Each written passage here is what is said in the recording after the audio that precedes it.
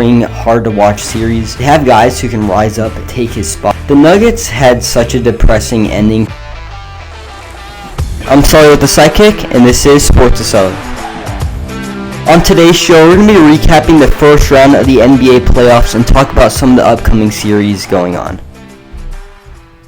Starting in the West, the first series was the 1-seed Thunder taking down the 8-seed Suns. The Suns had absolutely no chance in this series. The Thunder won easily in 4 games. No game really got to a clutch game. Thunder, not really much to say. They were just up and down, completely the better team. Everyone saw this coming, and they beat the Suns in 4 games. Next series was the 2-seed Spurs taking down the 7-seed Blazers in 5 games.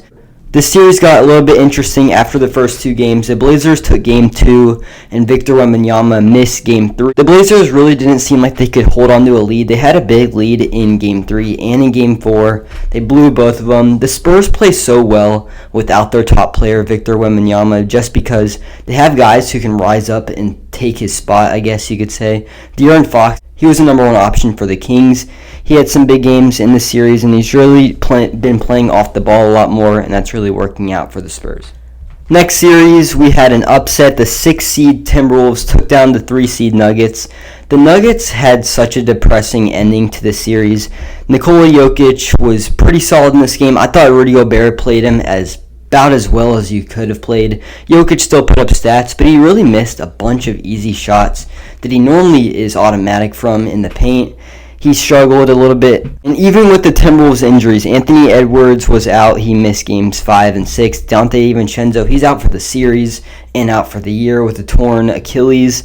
That was a big loss, big shooter for him. Ayo Dosunmu stepped up with a 43-point win whenever those 2 guys were out, and he really stepped up, and then he got hurt. Everyone thought the Nuggets were going to come back from a 3-1 deficit. They were down 3-1. They took Game 5, but they could not take Game 6. The Timberwolves kind of wear him out. Jaden McDaniels had such a big series. He's been known as a great wing defender, one of the best defenders in the league, but he put up 30 points and really showed his scoring abilities.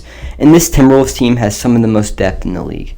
The final series of the first round in the Western Conference was the 4-seed Lakers taking down the 5-seed Rockets. This was one of the most boring, hard-to-watch series in the first round. The Rockets played some of the worst basketball I think I've seen in the playoffs. Kevin Durant was hurt most of the series, and you really just see the Rockets struggle so much without that offensive creator. Alperen Sengun really fell off. He had a pretty good series last year against the Warriors in the first round. He did not have a good series, just did not seem like he could get in the paint. And the Lakers don't even really have a good rim protector. DeAndre Ayton was kind of just outworking him, which is, you never really see that from DeAndre Ayton.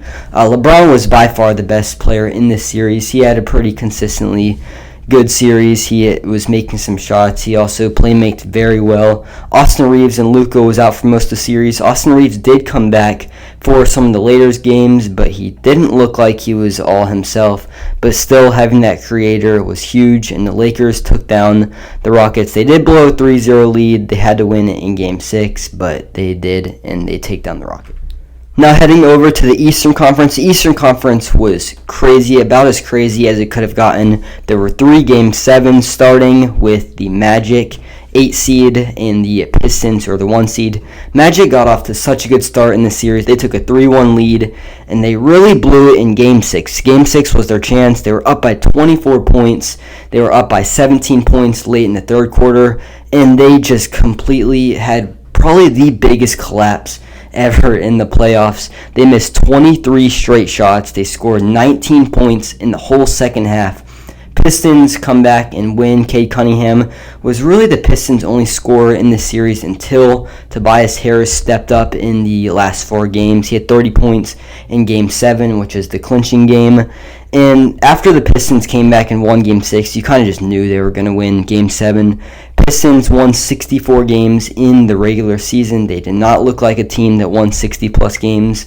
They kind of struggled, and it's really the problem everyone's been talking about the whole year. They've struggled outside of Cade Cunningham. They have a great number 1 option, but they don't have a whole lot of offense around them. Jalen Duren really struggled in this series, but they hold on, and they beat the Magic in 7 games. Next series, we had a major upset. The 7-seed 76ers took down the 2-seed Celtics. Celtics got off to a 3-1 lead in this series, and the Sixers really got it going in Game 5. In Game 6, it was going to come down to a Game 7, and Jason Tatum went down with an injury. It was really interesting because after Game 6, where he got hurt, everyone thought he was going to be fine, and then a few hours before Game 7, it comes up that he's questionable, ends up not playing, and that really hurt him in this series. In the 76ers, Joel Embiid, coming off of the appendicitis, which was about a month before the series, had just a great game. He's had a lot of struggles against the Celtics, had a lot of struggles in Game 7, but he really showed out. He had 34 points in Game 7, and the 76ers go on to come back down 3-1 and take down the Celtics and move to the second round. Next series was the 3-seed Knicks took down the 6-seed Hawks. The series got a little bit interesting after 3 games because the Hawks took 2 of the first 3, but the Hawks offense really fell off. Jalen Johnson, the Hawks' number 1 option, kind of struggled. CJ McCollum was the reason they won games 2 and really game 3 as well. He had some big games, hit some big shots, had a game winner against the Knicks in the series, but the Knicks just completely dominated in Game 6. That's the game that they clinched the series. They won by 50 points, and the Hawks really just kind of looked like they gave up and were out of it, but the Knicks move on. Karl-Anthony Towns was a big guy in this series. I thought he didn't put up the most stats, put up about 20 points. I thought his defense was really good, and when he's shooting 44% from 3, this Knicks team can really go to another level. And the final series of the first round, I thought was the most entertaining series and the most intriguing series.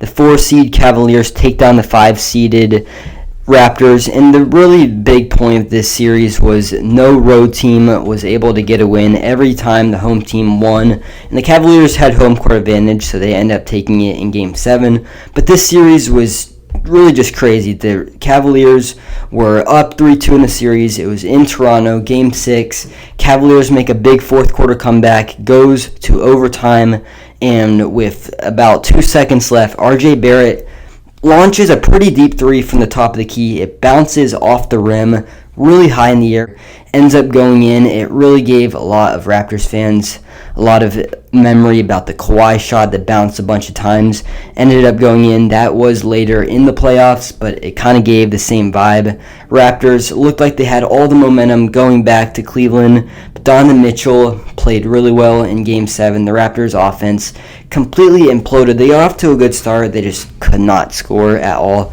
in the second half. Scotty Barnes throughout this whole series was great. He's one of the best defenders / passers in the league. I don't know if he's a number 1 option on a championship team.